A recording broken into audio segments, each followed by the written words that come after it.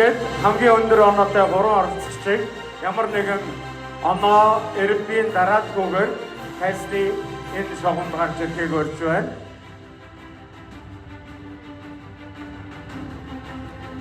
Шилдэг 3 ер нь хэн байгаа болоо та нар юу гэж бодож байна? Нэрийг сонсъё. Одоо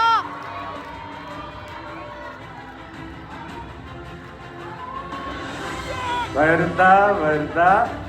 За ингээд тайзнаа 3 оролцогч байгаа хүндэтгөө урьж байна. За би харж байгаа болохоор ингээд шууд хэлчихэдэггүй. Хамгийн өндөр оноо авсан 3 оролцогч. Ер нь бол гуруулаа оноо маш ойролцоо тэнцүү байсан. За ингээд тайзны урагшаа насан жаргалын Мишелийг гарахыг урьж байна. Цэгмэндийн баяр чимгийг гарахыг урьж байна. Амбатын экшэглэн гарахыг урьж байна.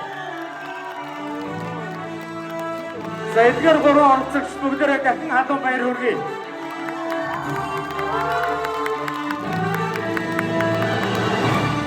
За энэ одоо үзэгчдийн